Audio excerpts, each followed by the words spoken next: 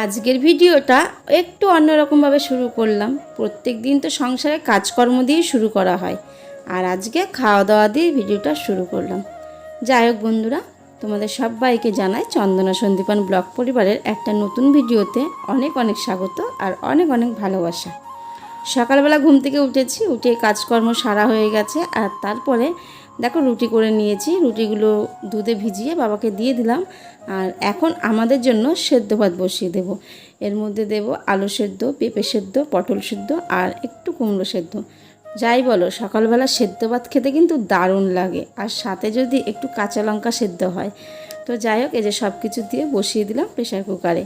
আর তারপরে ভাতটা বসিয়ে আমি চলে এসেছি ওপরে। এই যে ওপরে কারখানায় কাজ হচ্ছে, তাই ভাবলাম তোমাদের সাথে একটু ক্লিপ শেয়ার করি। তোমরা অনেকেই পছন্দ করো আমার কারখানার ভিডিওগুলো দেখতে, মানে চাউমিন তৈরির ভিডিওগুলো। তো তার জন্যই আর কি একটু শেয়ার করলাম।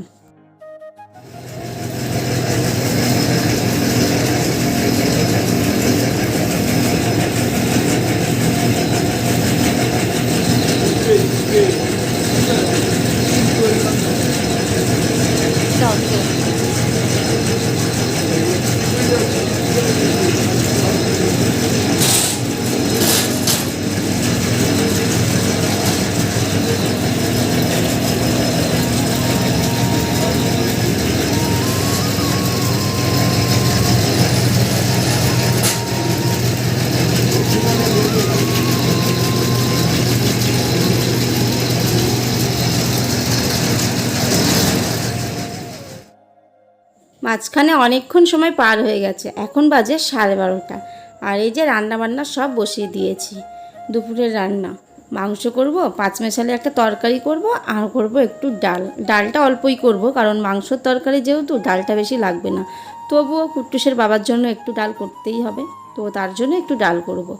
এই যে মাংস কষানো হয়ে গেছে আর ঝোল দিয়ে দিলাম। এবার মাংসটা ফুটে গেলে যেমন হয় আর কি, গরম মশলা দিয়ে নামিয়ে দেব। আর ওদিকে ততক্ষণে কিন্তু সবজিগুলো আমি সব কাটা বাছা করে নিয়েছি, ধুয়ে রেখে দিয়েছি। এরপরে মাংসের তরকারিটা নামিয়ে পাঁচমেশালি তরকারিটা বসিয়ে দেব।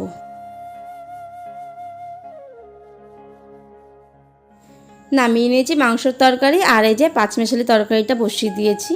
কি বলো তো, মাংস হলে না আর অন্য কিছু সেরকম প্রয়োজন হয় না, তবু এক তরকারি ভাত দিয়ে তো আর খাওয়া যায় না, তার জন্য ওই একটু একটু করা হয় আর কি। চলো তরকারিটা ঢাকা দিয়ে দেবো, আর তারপরে চলে আসবো একটু ওপরে। এই যে ওপরে চলে এসেছি, ছাদে কিছু মাল আছে সেইগুলো একটু সরিয়ে নড়িয়ে দেবো আর কি। আর নিচের থেকে কয়েকটা মাল নিয়ে আসলাম।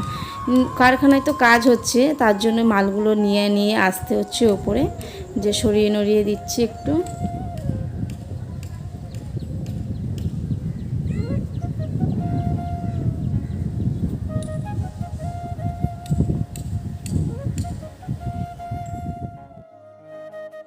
এখন সময় বিকাল 4:30। আর এই যে কিছু জামা কাপড় আছে সেইগুলো ভাঁজ করব বলে নিয়ে এসেছি। এই যে দেখো জামদানি শাড়ি। শাড়ি কিন্তু আমি ভাঁজ করতে খুব সুন্দর পারি, কারণ ছোট্টবেলা থেকেই শাড়ি ভাঁজ দেখে আসছি। তো তো শাড়ি ভাঁজ করতে আমি খুব সুন্দর পারি, আর আমার খুব ভালোও লাগে, বলতে পারো একটা ভালোবাসার কাজ আর কি শাড়ি ভাঁজ করা। তো এই যে দেখো একদম পাট পাট করে শাড়িগুলো ভাঁজ করে আসছে, কারণ আমার বাপের বাড়ি তো শাড়ির ব্যবসা, তোমরা অনেকেই সেটা জানো যারা আমার রেগুলার ভিডিওগুলো দেখো। তো সেই কারণে শাড়িগুলো আমি বেশ সুন্দর ভাঁজ করতে পারি, আর এটা গর্বের সাথে বলতে পারি। তো এই যে ওটা হ্যান্ডলুম শাড়িটাও একই রকমভাবে ভাঁজ করব। আর আমার আলমারিতে সব শাড়ি আমার পাটে পাটে ভাঁজ করা। সবাই কিন্তু এই কথাটা বলে দেখলে পরে, যে শাড়িগুলো তুমি খুব সুন্দর ভাঁজ করো।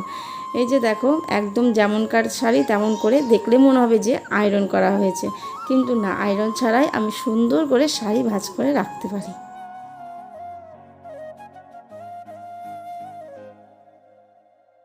এই ভিডিওটা অনেক দিন আগের ফোনে করা ছিল, তোমাদের সাথে শেয়ারই করা হচ্ছিল না, তো ভাবলাম আজকে একটু শেয়ার করি।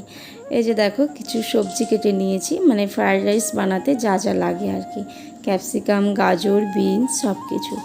আর মাংসর তরকারিও সেদিনকে রান্না করেছিলাম, তো সেই ভিডিওটা আর তোমাদের সাথে শেয়ার করা হয়নি। এই যে ফ্রায়েড রাইসটা এখন বানিয়ে নেব, আর তেল ঢালতে হবে, কারণ এই সবজিগুলো একটু ভাজাভাজি করতে হবে। এই যে সাদা তেল আর কি ঢেলে নেব, তেলগুলো আনা হয়েছিল, ঢালা হয়েছিল না। তো আজকে শর্টেই দেখাবো ভিডিওটা তোমাদের সাথে, কারণ রোজ রোজ ফ্রাইড রাইস তো বানানোই হয় প্রায় দিন, তো একই ভিডিও কি দেখাবো বলো রোজ রোজ, এই জন্য শর্টে আর কি তোমাদের সাথে একটু জাস্ট শেয়ার করলাম। সব কিছু দিয়ে সাজানো হয়ে গেল, এবার জাস্ট একটু নাড়িয়ে নেব। আর এই যে দেখো এখন আমরা খাবার নিয়ে নিয়েছি, সবাই যে যার মতো এখন খাওয়া দাওয়া করবো। তাহলে বন্ধুরা চলো ভিডিওটাও এখানে শেষ করি। সবাই ভালো থেকো, সুস্থ থেকো, টাটা।